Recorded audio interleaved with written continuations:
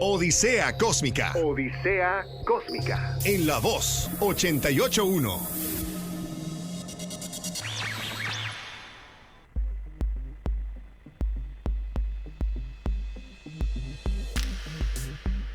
Hola, muy buenas noches tengan todas y todos ustedes. Me da mucho gusto saludarlos a través de estos micrófonos de La Voz del PITIC en la frecuencia modulada 88.1. Estamos en su programa Odisea Cósmica. Ahora se va a transmitir todos los domingos en punto de las 8 de la noche. Y los está saludando Marielena Saya Saucedo y Julio César Saucedo Morales, aquí muy contentos de estar en este programa compartiendo con ustedes los temas que siempre tratamos sobre divulgación de la ciencia. Y en esta ocasión tenemos a un invitado muy joven, una promesa, digamos, aquí, que trabaja en el tema de altas energías, pero vamos a irnos por partes. Bienvenido, Antonio Cota Rodríguez, al programa. Muchas gracias, y primero que nada, pues gracias por la oportunidad de estar aquí, ¿sí? Y pues de manera de introducción, ¿no? Como bien mencioné, mi nombre es Antonio Cota Rodríguez y soy estudiante de doctorado en el programa de doctorado en física de la Universidad de Sonora. Muy bien. Pues muy bien, Antonio, cambiándote el nombre a Francisco, ¿verdad? Sí. Disculpa. Antonio, yo sé que tú cuando incursionaste en la Universidad de Sonora entraste a la carrera de Ingeniería en Minas y estudiaste un año ahí en esa carrera, después te cambiaste a la licenciatura en Física y luego hiciste tus estudios de posgrado en el CINVESTAD, en el Centro de Investigaciones y de Estudios Avanzados del Instituto Politécnico Nacional, CINVESTAD. Así es. Y luego después viniste a iniciar tus estudios de doctorado aquí en el DIFUS Unison. Sí. Y a mí me gustaría preguntar, ¿por qué si tú haces un año en la Escuela de Ingeniería en Minas, decides cambiarte a la licenciatura en física? ¿Cuál fue tu motivación? Sí, bueno, la motivación en términos así cortos, ¿no? Es, pues estoy fascinado por los fenómenos naturales y por el tema del universo, del cosmos en general, ¿no? Además, sumándole eso un gusto por las matemáticas, ¿sí? Y el, digamos, pensamiento racional, ¿sí? De los fenómenos naturales. Esa fue una motivación personal, y por eso decidí hacer el cambio. En la carrera de Ingeniería en Minas solamente cursé un año, como bien dice, y pues ya cuando ya empecé con las materias un poco más especializadas, ya pues me di cuenta que eso no era como lo mío y decidí moverme de ahí, que agradezco mucho, ¿no? Lo que aprendí ahí también en el Departamento de Ingeniería Civil y Minas, pero ya después me asesoré con profesores de física que me orientaron para hacer que el cambio sea hecho de forma exitosa, ¿no? Y yéndome un poquito más para atrás, tú dices que vienes de Los Mochis, ¿verdad? Originalmente, así es. Y llegas a Hermosillo, ¿a qué edad más o menos? A la edad de más o menos un año.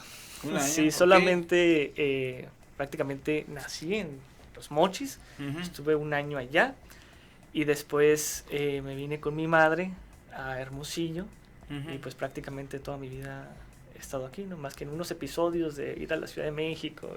Y las estancias. Sí, las estancias, así es.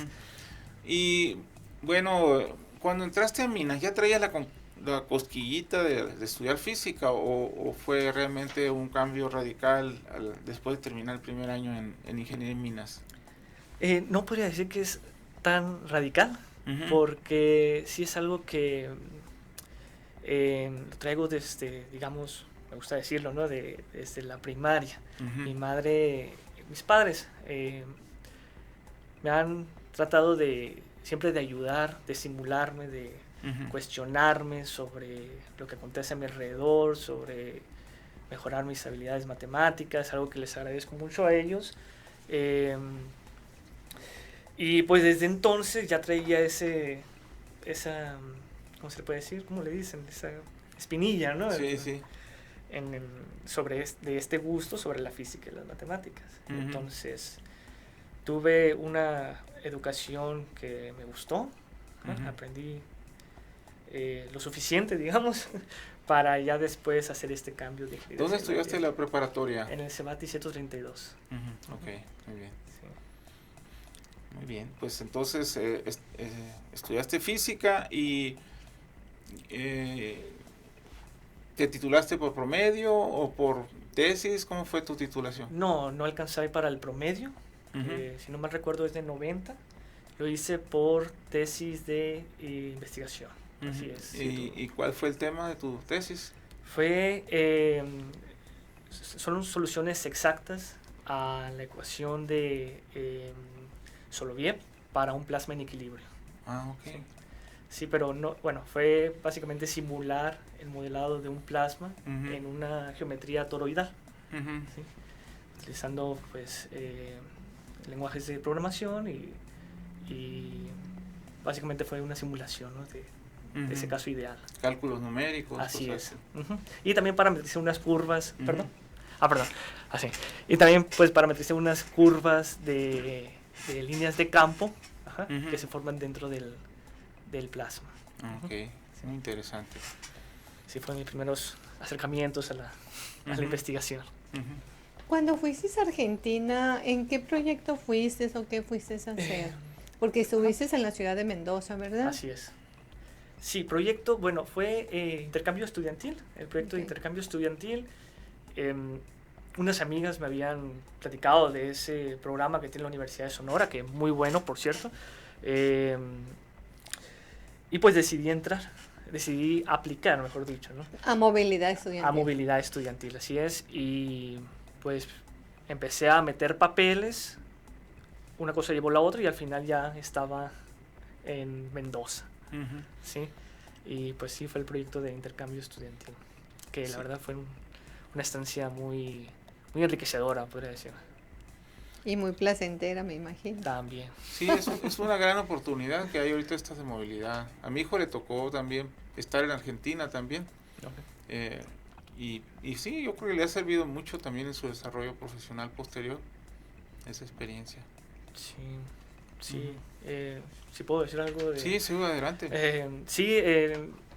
Yo a mis estudiantes seguido les digo, ¿no? Que apliquen a movilidad estudiantil y aparte para que se motiven, para que traigan un buen promedio para intercambios internacionales. Si no mal recuerdo, es un promedio de 90 y de nacionales 85, ¿no? Entonces los motivo para que tengan un buen promedio, que saquen buenas calificaciones y puedan aspirar a un intercambio de parte de la universidad. Sí, ahorita saliendo del programa voy a hacer unas cartas de recomendación a unos muchachos que quieren ir de física, ¿no? Quieren ir a Argentina, a Canadá, perdón. A Canadá, muy bien. ¿A qué ciudad? No sé, la verdad no sé, pero andan muy entusiasmados. Ahí me llegaron hace unos minutos y le dije, ahorita regreso. ¿Y ellos van de intercambio o van a hacer estudios de posgrado? Es una estancia así de, creo que son, ¿cuántas? 16 semanas, es un semestre prácticamente, parece. Pues muy bien. Sí. Yo quería preguntarte, en tus estudios que hiciste de ingeniería en minas, ¿tuviste en algún momento el contacto con el campo? No. En el primer año no. No, eran más que nada materias de tronco común. Y una materia, si no me recuerdo, es elementos de explotación de minas, que, bueno, no tuvimos campo en esa materia, pero fue más de la parte de la teoría, ¿no? Sí. Bueno, muy bien. Entonces, tú ya finalmente terminas la carrera de física en la Unison y entonces decidiste irte a Cinvestav, ¿no? Que pues es una escuela muy reconocida, ¿verdad? Primero platícanos sobre el ingreso. ¿Cómo fue el ingreso? ¿Cómo es que te aceptaron para empezar? Sí. Bueno, yo quiero comentar algo. ¿Por qué no nos los platica después del corte, por favor? Muy bien. Ok. Sí.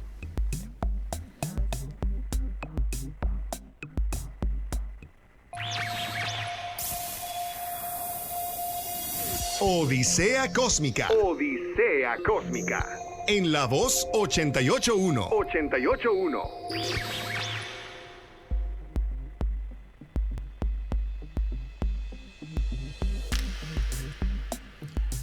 Muy bien, Antonio, quisiera que nos platicaras un poquito acerca de cómo fue tu ingreso a Cinvestav. Ujú. Sí, bueno, siendo ya egresado de la Universidad de Sonora, pues empecé a buscar diferentes centros y universidades en las cuales aplicarla en la maestría, considerando también a la Universidad de Sonora. Y al final me decidí por el Cinvestav. Entonces, el proceso de admisión del Cinvestav que yo hice fue de cursos propedéuticos. Fueron, si no mal recuerdo, 3 meses de cursos propedéuticos, donde llevamos materias de física, como mecánica clásica, electromagnetismo, termodinámica, y se hizo exámenes de cada una de esas materias. Y métodos matemáticos, te estaba olvidando. Sí. Ajá. Y pues después de esos exámenes, pues ahí las autoridades del Cinvestav evaluaban, ¿sí? Quiénes ingresaban y quién no. Sí, así que yo me acuerdo de ese día, ¿no? Del juicio final, donde ya todos estábamos sentados esperando a que nos llamara el doctor Eloy, ¿sí? A que pasáramos a su cubículo y que él nos diera el veredicto, ¿no? Entonces, por decir algo, ¿no? Entonces, ya, eso es muy curioso porque yo cuando entré, ya que me tocó a mí mi turno, de alguna forma se enteraron de que había aplicado también a la UNAM. Ajá, sí. Entonces me informa el doctor Eloy que ¿cómo está eso? Que vas a aplicar también a la UNAM. Sí, es que lo estaba pensando como una segunda opción, yo le respondí. Sí. Y me dice, no pienses en eso porque estás aceptado en el programa. Ya, bueno, ya. Sí. Ya relajado, y ya hasta me fui por unos tacos, ¿no? Ahí. Sí, A celebrar. Entonces, así fue el proceso de admisión de Cinvestav.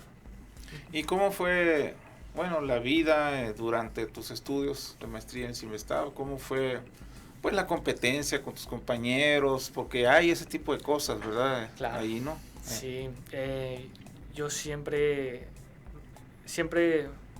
he identificado, por ejemplo, o he tratado de identificar personas que sí se ve que tienen también un gusto muy grande por la física y por las matemáticas.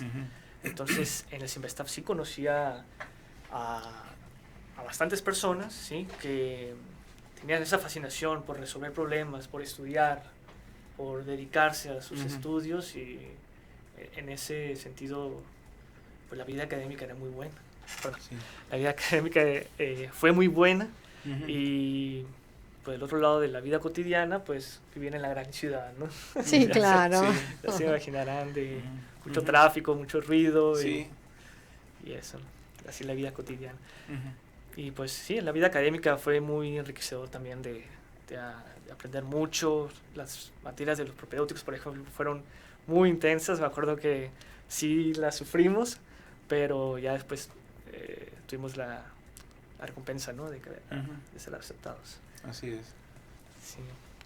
Y en aquel momento, cuando tú entras a Cinvestav, ahí en Ciudad de México, Sí.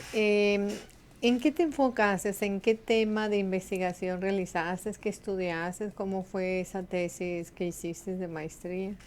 Sí, bueno, cuando yo entré todavía traía la idea de si podía trabajar en algo relacionado a la física nuclear, ¿no? Sí.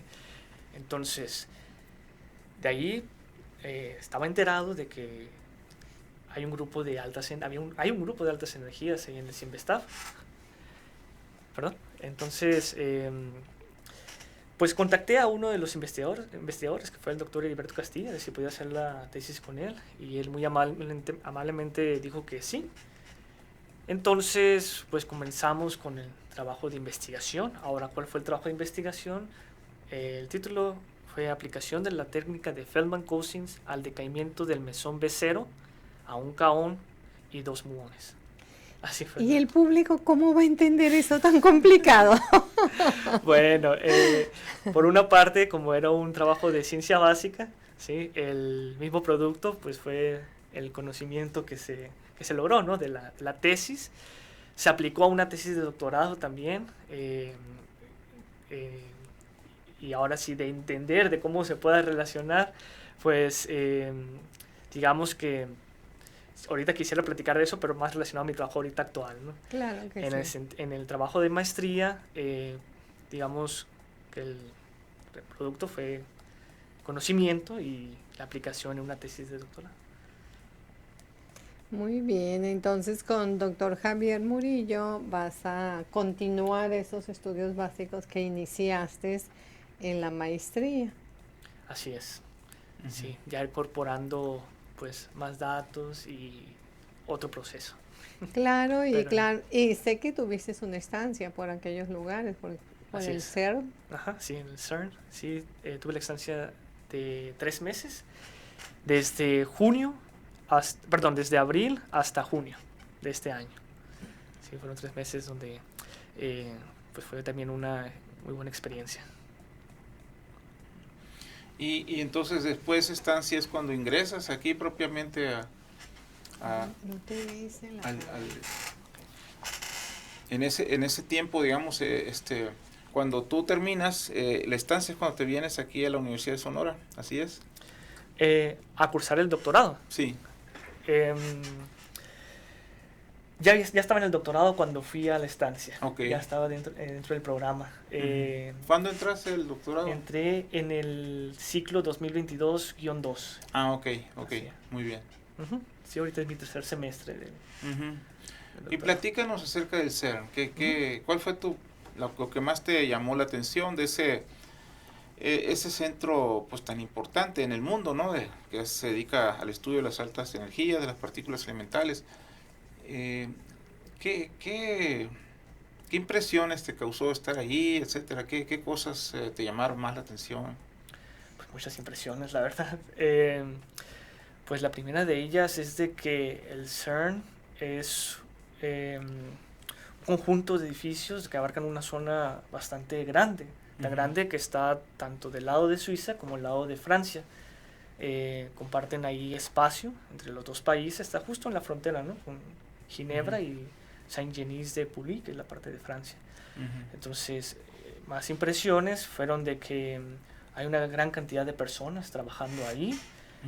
No solamente hay personas investigadores trabajando en el área de altas energías, sino también hay en el área de física médica, semiconductores, en la parte de teoría, hasta hay un departamento legal, ¿no? Donde también llegan estudiantes. Entonces podría decir, un centro multidisciplinario donde convergen muchos conocimientos, ¿no? Entonces, otras impresiones que me dio fue también la cantidad de mexicanos que hay allá. Tuve la oportunidad de conocer varios paisanos allá en el CERN. Y por otro lado, en la parte más académica pues se tiene que trabajar en lo que te corresponde, y el CERN te ofrece instalaciones para que realices tu trabajo. Por ejemplo, en mi caso ahorita estoy más en la parte de análisis de datos, entonces pues tuve mi oficina y pues con los monitores y la computadora. Para hacer el doctor Murillo, que es tu director de tesis, ¿estuvo presente contigo o no en esa estancia? Un tiempo. Sí, no los 3 meses, sino al final, casi al final de la estancia.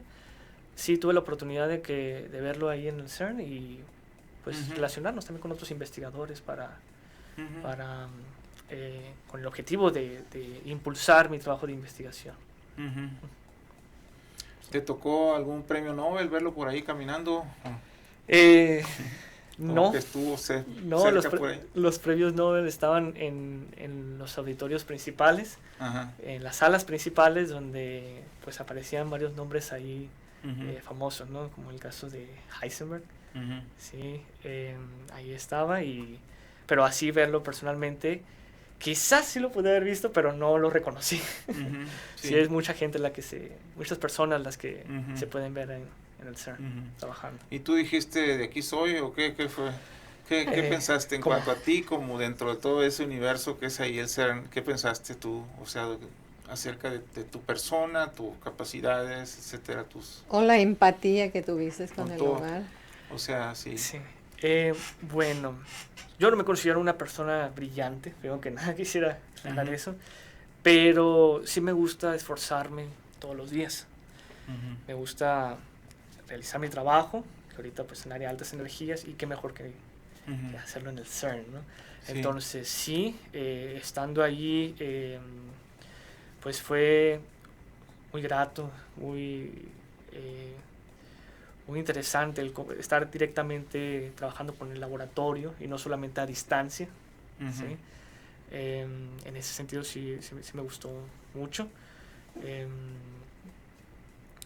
Por ese punto creo que no sé si podría contestar algo más o Ujú. de la pregunta. No, y aparte de eso, lo que es en sí la infraestructura, ¿te tocó ver algo del cómo, de lo que es realmente con todos los aparatos enormes, etcétera? ¿Viste algo de esas cosas o no? Sí, bueno, no bajé a la caverna, es que Ujú. así le llaman, donde Sí, está el sí. detector. No bajé, solamente fui a realizar un training Ujú. cuando el CERN pues es una circunferencia de 27 kilómetros, si no mal Ujú. recuerdo, y tiene diferentes puntos donde están los detectores. Ujú. Uno de estos detectores, que es el CMS, donde estoy colaborando, tiene el punto que le llaman punto 5, que es donde ahí mismo bajan Ujú. a donde está el detector. Pero en la parte de arriba se dan también entrenamiento a personas que analizan, a investigadores Ujú. que analizan los datos. Sí. ¿No? Entonces yo no bajé, pero estuve en ese entrenamiento para Ujú. tratar con los datos, trabajar con los datos. Ujú. Ujú. Ujú. Cuando tú fuiste a ese centro de investigación tan impresionante, ¿tú vivías o sea, vivías ahí? ¿Hay alojamiento para estudiantes ahí? ¿O van a un pueblito y ahí duermen, ahí se alojan y después pasa un camión y los lleva? ¿Cómo es eso? Sí, justo. El CERN tiene unas residencias especiales para estudiantes, investigadores, en las cuales a un módico precio pues puedes estar ahí, ¿no? Sí, están esas instalaciones, yo me quedé ahí, y después para el transporte, el CERN también tiene un autobús que de hecho me gustó mucho porque pasa cada, si no mal recuerdo, como 45 minutos, una hora. Entonces he seguido Ujú. esa ruta y la tomaba y me iba al A CERN. trabajar. Ajá, que son como 5 minutos nomás cruzando la frontera. Ah, ya. Pero las residencias estaban del lado francés, en Ok. este pueblito, pequeña ciudad de Saint-Genis-de-Pouilly. Es una pequeña ciudad. ¿Y cómo te fue con las comidas?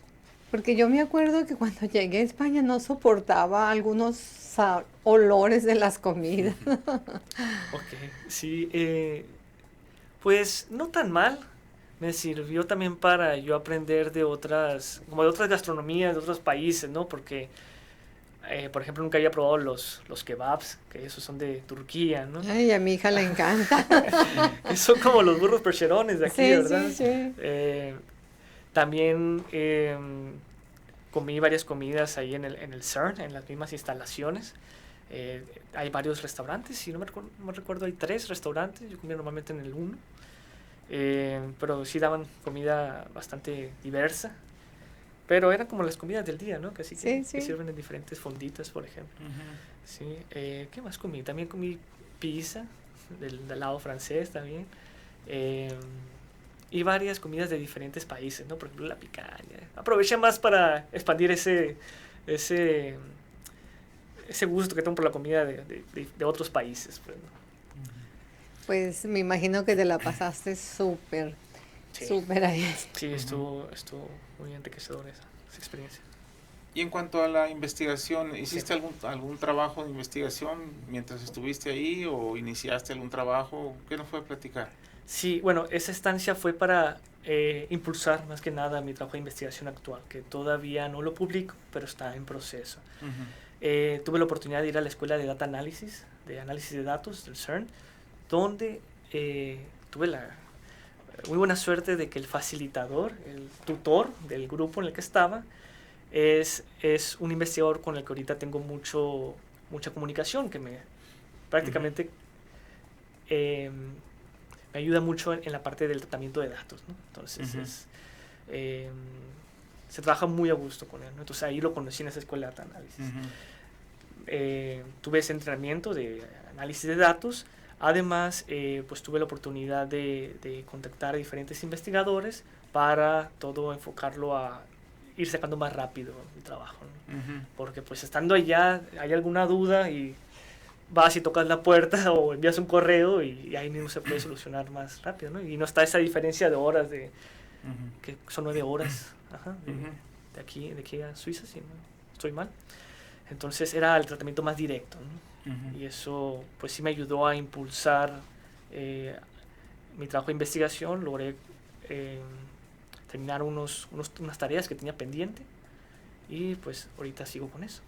¿Sí? ¿Qué lenguajes de computación son los que más usas, digamos, ahí? Sí, Python, C y Bash. Esos 3 son los que más utilizamos. Y un poco de Fortran, ¿no? Pero la verdad Fortran lo tengo un poco olvidado porque lo aprendí en la licenciatura. Bueno, lo estudié en la licenciatura. No debería decir aprender porque ahorita lo podría desenvolverme bien en él, ¿no? Pero me puedo defender con algo en el lenguaje de Fortran. Pero ahorita más fresco está Python y C. C++. Sí. Pues sí, el Fortran siempre fue el de cajón, el que pues yo usé hace todos estudiamos. Yo empecé en el Fortran 6, ya va en el cielo, no sé en qué irá. Sí. ¿Y qué recomendación le darías a todos los estudiantes que te están escuchando en este momento para que se fueran al extranjero? ¿Qué les dirías a ellos? Sí, primero, que tengan una buena calificación, ¿sí? Que se dediquen a sus estudios, que busquen la manera de ser autodidactas para tener ese requisito que pide movilidad estudiantil.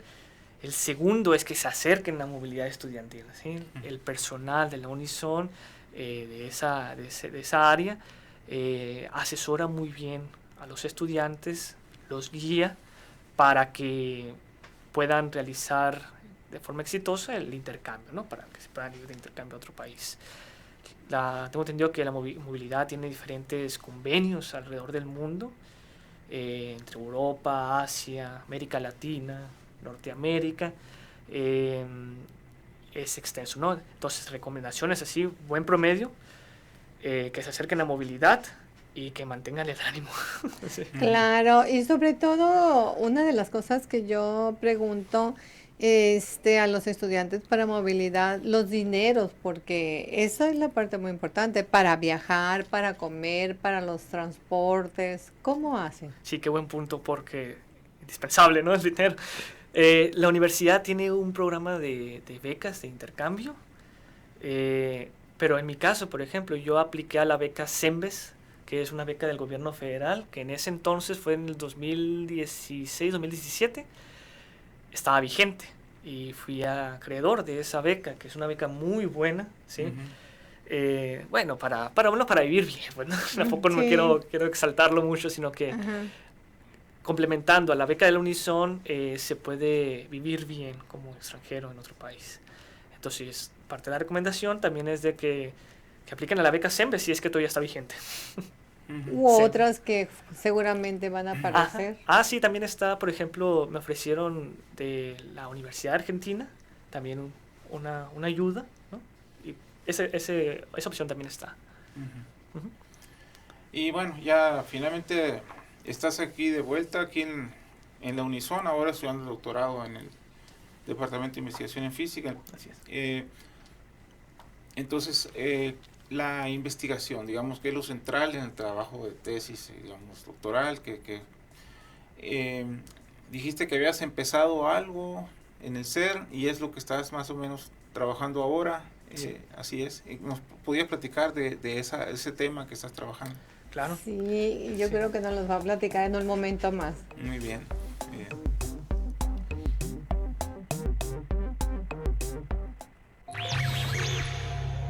Odisea Cósmica. Odisea Cósmica. En La Voz 88.1.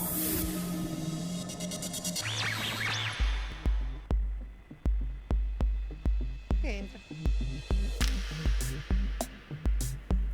Muy bien, Antonio. Ahora, ¿nos podías platicar un poco acerca del trabajo de investigación que estás realizando, pues, para obtener tu doctorado eventualmente en física? Sí, bueno, el título del anteproyecto que presenté y que es ahorita el proyecto actual es Búsqueda de la fotoproducción del par de top quark en colisiones protón-protón a una energía de 13 teraelectronvolts utilizando el detector PPS. El detector PPS, por sus siglas, es Proton Precision Spectrometer. Un espectrómetro de protones. Es un detector que está a 200 metros del punto de interacción de CMS. ¿Sí? Que ese detector se utiliza para medir los protones que salen intactos de la interacción. Ese tipo de interacciones se conocen como semi-exclusivas. ¿Sí? En principio, lo que vamos a medir es la cross-section de este modo de producción. ¿Sí? Así es, la sección transversal, perdón, Sí. me quedo con la palabra en inglés. Y ya. No, pero sí, sección transversal, que sabemos que es la probabilidad de que un evento ocurra, ¿no? Exacto. Entonces, eso es lo que vamos a medir y lo vamos a contrastar con el modelo estándar de la física de partículas. Entonces, en principio, eso es el trabajo. ¿Qué más podría decir? Así que estos tipos de eventos se conocen como semi-exclusivos. ¿Por qué?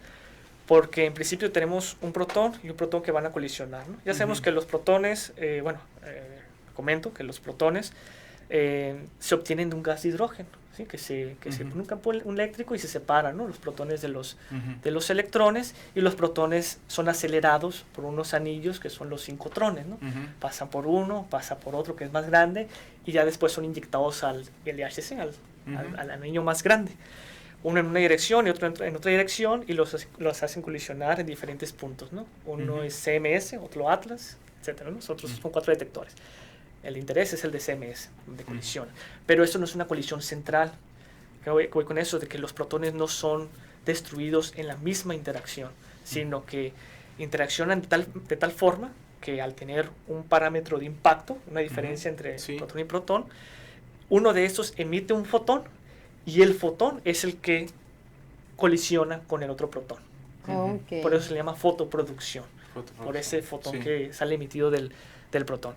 Entonces, de esta interacción de fotón y protón, se libera un par de top quarks. Y estos top quarks decaen después en otros conjuntos de partículas que son registradas por el detector. Y esa información pues la llevamos a la computadora, y ahí es donde, mediante análisis estadístico, se obtiene la sección transversal. Con la función Lyell, más que nada, es una de las principales que se utiliza. El protón, digamos, está compuesto por quarks, ¿verdad? Así es. Y hay una serie de partículas distintas. ¿Nos puedes platicar acerca del top? ¿Cuándo fue descubierto? ¿Qué características tiene, digamos, el top? Sí, bueno, el top quark es el quark más pesado del modelo estándar, ¿no? Ya sabemos que el modelo estándar clasifica las partículas en fermiones y en bosones. Los bosones son como las partículas mediadoras, ¿no? Que está el fotón, el gluón, el bosón WZ, etc. Y los fermiones se separan en quarks y leptones. Los quarks, tenemos 6 diferentes quarks. Uno de ellos es el quark top, que como les digo es el más pesado, ¿sí? ¿Dónde fue descubierto? Fue descubierto en el Tevatron, Fermilab, en el 85, si no mal recuerdo. Pero pues ya años antes ya se tenía la predicción, pues, de que... Ese que fue el Lederman, ¿fue el...? ¿O no? Lederman, bueno, no importa importa el nombre, no sí, importa, exactamente. Sí. Pero sí, estaba una predicción teórica antes no tengo ese dato ahí, pero sí, lo llevo de tarea. Entonces, estas este choque de protones produce 2 tops, dices. Sí, produce 2 tops. ¿Y qué les estudias a esos tops, a estos? Diferentes variables cinemáticas. ¿Sí? Uh-huh. Por ejemplo, en CMS no utilizamos el cuadrivector de momento y energía. Ahí utilizamos las coordenadas de CMS, así le pusieron, sí. que son el momento transversal, es el ángulo eta, que es menos el logaritmo del ángulo polar, está en función del ángulo polar. Sí. El ángulo phi, ¿sí? Y la energía también, ¿no? Entonces, esas 4 variables con las que utilizan, y eso se les asocia a cada una de las partículas, ¿no? Para tenerlas también bien identificadas en la interacción, ¿no? Entonces, se miden esas cantidades cinemáticas, y pues también se pueden obtener variables como la masa, ya sabemos de la relación energía-masa relativista. Entonces, hay cantidades derivadas de esa información que obtenemos, ¿no? Sí, así es. Es un tema realmente fascinante, cómo las matemáticas entran en acción en muy alto nivel, y la estadística y tanta cosa, ¿no? ¿Qué crees tú que sea el objetivo principal de todas las investigaciones que se hacen en el CERN y en otros grandes laboratorios? ¿Qué es lo que se busca así? ¿Detrás de qué van esa gran cantidad de científicos de gran calidad que están en esta gran tarea? Sí, puedo contestar con dos Sí, respuestas seguro, ahí. Seguro que sí. Una es una respuesta más personal, que ya después de esta experiencia y de cosas que he visto ahí en el CERN, yo digo que se está perpetuando el sueño de Demócrito. ¿Sí? Okay.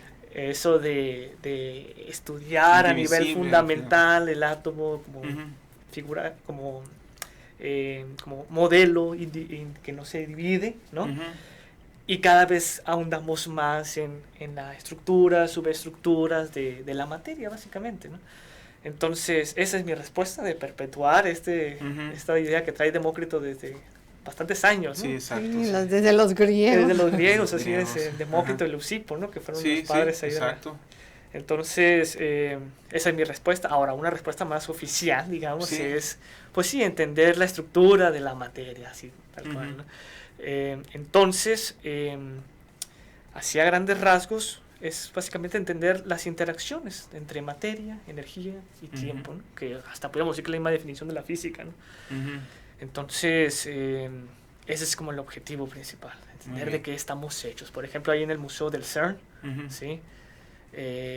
Cuando entras, hay una leyenda que dice algo como de qué estamos hechos realmente, ¿no? Y puedes leer una que otras preguntas que podría decir que rozan un poco más a veces hasta la filosofía, ¿no? Porque son preguntas de alto impacto, pues, ¿no? Que se le puede estudiar mucho, se le puede analizar mucho también. Entonces, es una de ellas, ¿no? De qué estamos hechos, de qué estamos compuestos y cómo interaccionan esos compuestos, ¿no? La materia. Y para mí es más fascinante, ¿no? No, sí, cómo no, sí. A ver, creo que otra no estoy disparando. Sí. Pero, bueno, ellos tratan, ese grupo de científicos, Yaura, tú, que encaminados en esa línea de investigación, pues tratan de entender qué estamos hechos, pero la gente que nos escucha se preguntará, bueno, y finalmente, ¿qué aplicaciones tienen? A lo mejor dicen, pues es una pregunta muy obvia, pero me gustaría que le dijeras al público qué aplicaciones tienen esas investigaciones o cuáles podrían tener, ¿no? Ok. Sí, bueno, siempre me gusta comenzar ese tipo de respuesta cuando mi trabajo es más relacionado a ciencia básica, entonces el producto sí es conocimiento, ¿no? Pero aplicaciones indirectas, podría decir, es en el área de la física médica, por ejemplo, ¿sí? En especial la parte de tratamiento del cáncer. La física médica puede estudiar cómo las partículas también, al ser emitidas desde una fuente hasta donde está el tumor, se estudia la posibilidad de destruir el tumor o hacer el mayor daño con el objetivo de no dañar las zonas aledañas, ¿no? del tumor. Es uno de los puntuales, objetivos. Sí. Podría decir que es una de las aplicaciones. Entiendes el protón, entiendes los electrones, ¿sí? Puedes entender también un poco más la física relacionada a esa parte de la física médica, ¿no? Ahorita hay un estudio importante que se conoce como Radio Flash Proton Therapy, para justamente están investigando cómo destruir a los tumores de una forma más eficiente, ¿no? Más puntual, quizás. Más puntual, eficiente, no sé si sería la palabra adecuada, sería más con el objetivo de no dañar pues, los otros tejidos sanos. Van derecho al punto. Sí. Hay una curva muy interesante que es la curva de Bragg, ¿no? Que nos dice, por ejemplo, la cantidad de energía que es depositada hasta donde llega, ¿no? Está el eje X y el eje, la derivada de la energía con respecto a la posición. Y se puede ver un pico que es donde se deposita la mayor cantidad de energía, ¿no? En un lugar del espacio. Entonces, esa da información sobre. Sí, otros temas que son muy importantes, por ejemplo, cómo está conectado esto con nuestro conocimiento del universo mismo, ¿verdad? Por ejemplo, cómo se recrea, ¿verdad?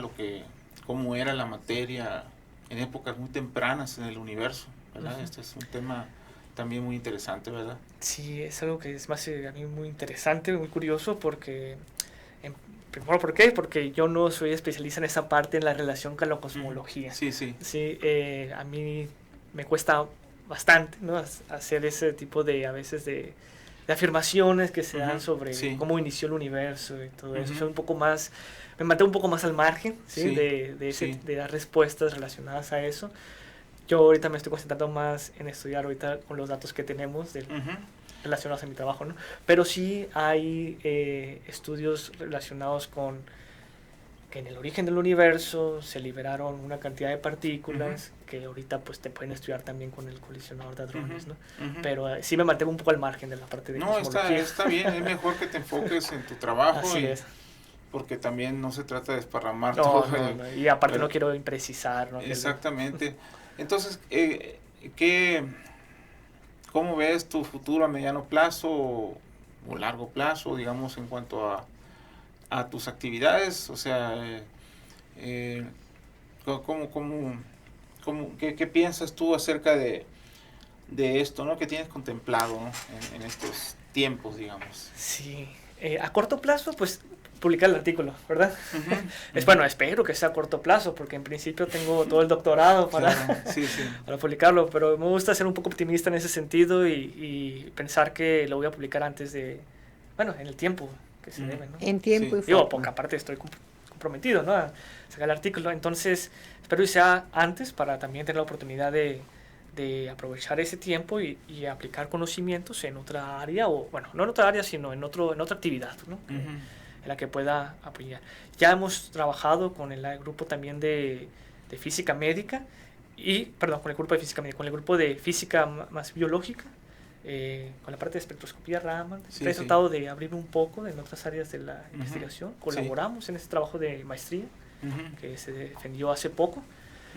Y también en el área de termografía y tratamiento del cáncer. He tratado de estudiar un poco, ¿no? De diferentes cosas para que estén un poco relacionadas con lo que estoy haciendo, ¿no? Y así diversificar un poco más mi trabajo.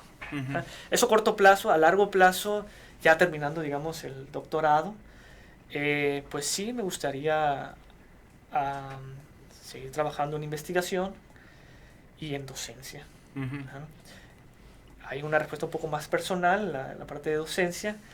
Tengo este es como un poco de sueño, ¿no? De abrir mi escuela con una filosofía de...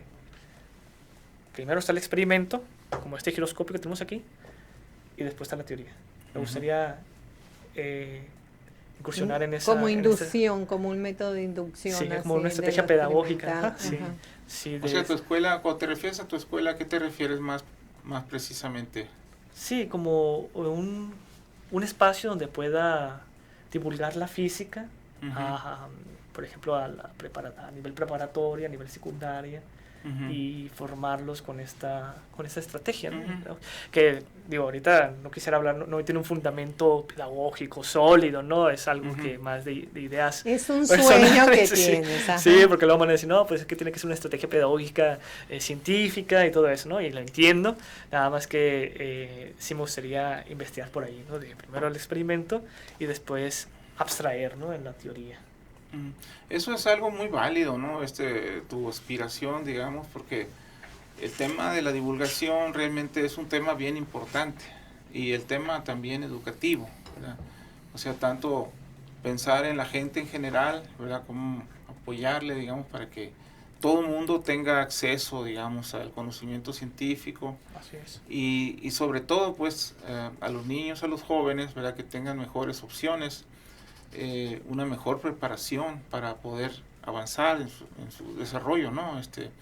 Es muy válido eso que traes tú de idea y ojalá que te deseo el mejor de los éxitos realmente, porque yo realmente lo valoro de manera personal mucho, digamos, que logres ese sueño, digamos, se me hace muy bonito, muy generoso de tu parte.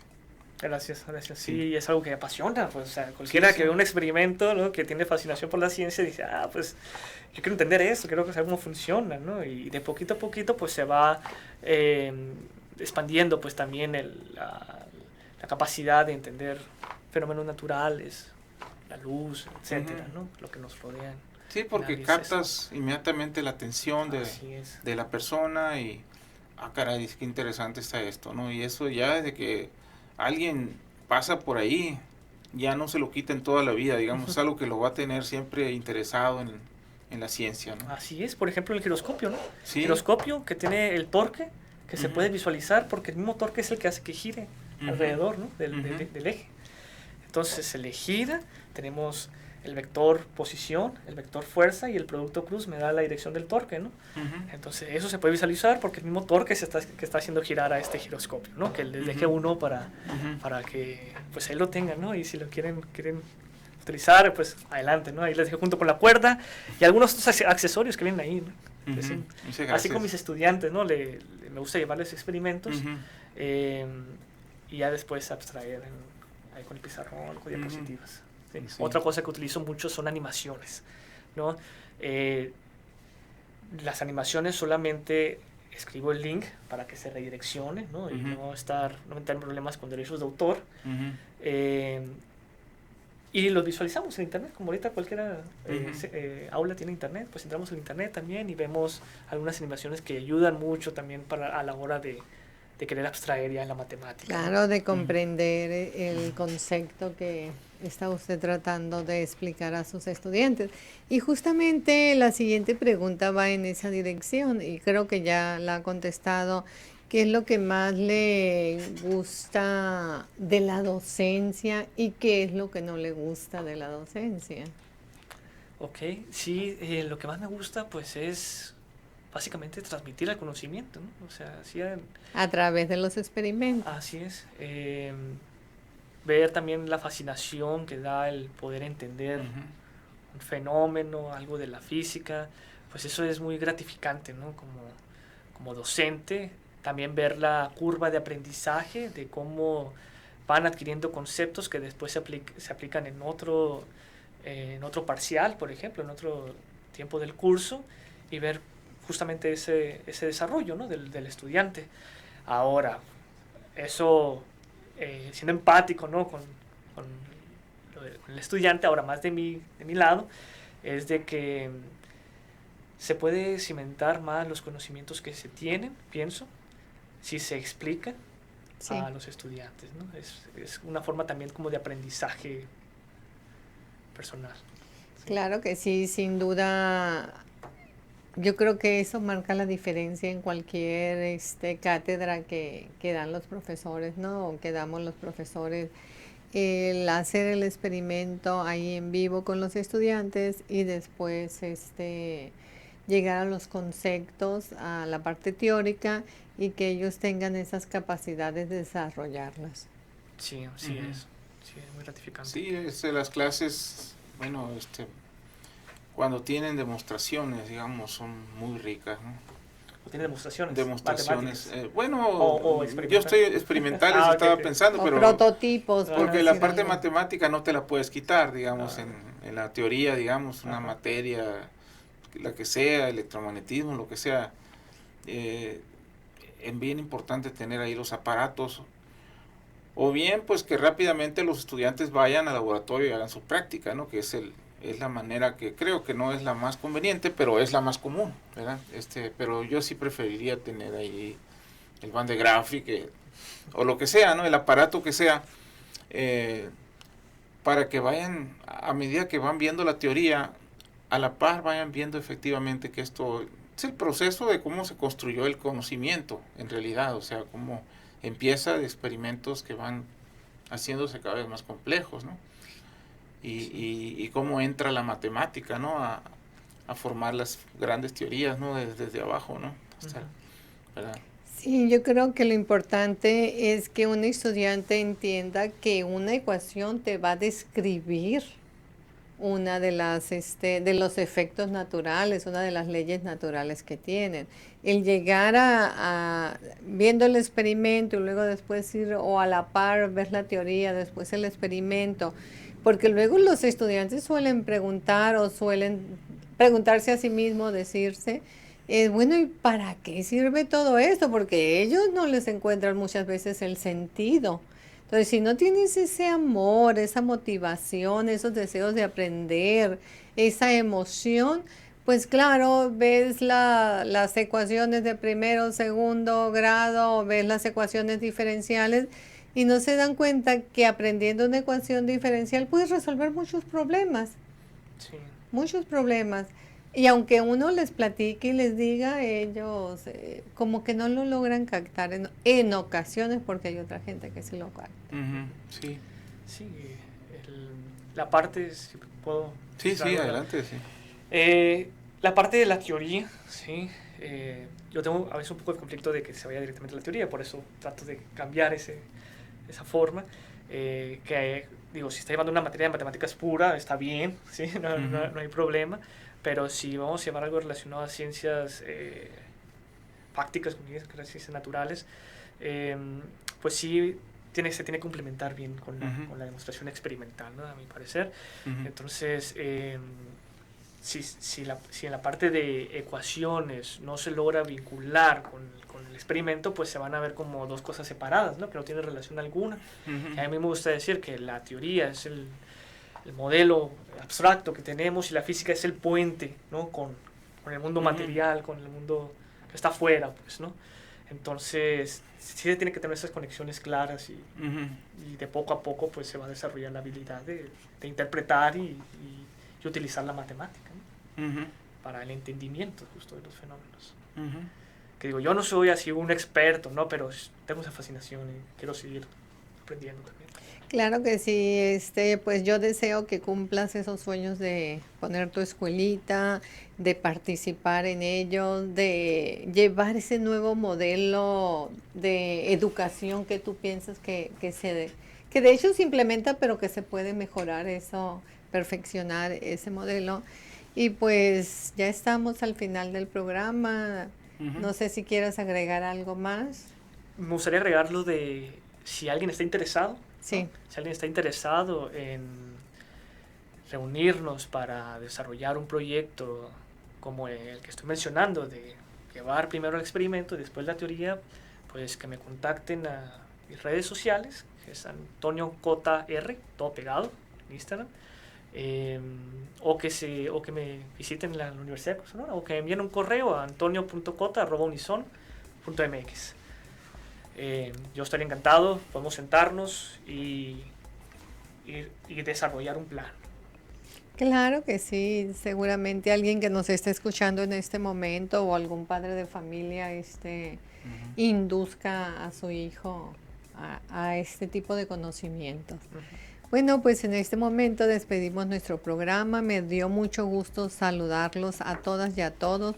Y también pues me gustaría recomendarle a los jóvenes que encuentren una motivación por el conocimiento, por los estudios y que se dediquen realmente a entender la fascinación de este mundo científico y de este mundo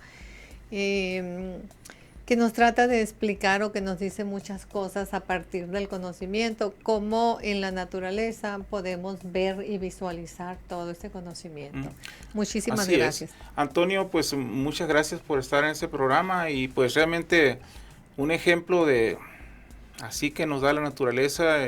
Estamos a 3 semanas y de un día y medio, ¿verdad? El sábado que ya viene, 14 de octubre, tenemos un eclipse parcial de sol aquí en Hermosillo con el 70% a partir de las 8:15 hasta las 11:15 de la mañana. Ahí en el Unison vamos a tener algunas actividades alusivas a esto, y pues es una manifestación muy poderosa de la naturaleza, ¿no? Que ha llamado la atención al ser humano desde tiempos inmemoriales, ¿verdad? Entonces, pues ojalá que todo el mundo lo pueda presenciar de manera segura, y si no saben cómo, que se acerquen ahí a las áreas de física o el Departamento de Investigación en Física de la Unison.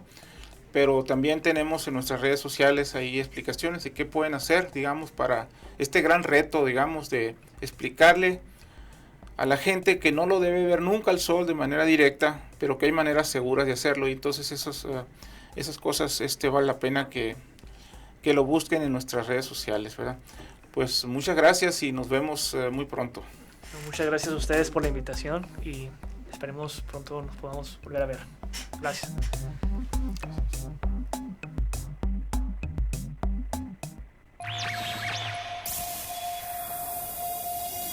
Odisea Cósmica. Odisea Cósmica. En La Voz 88.1. 88.1.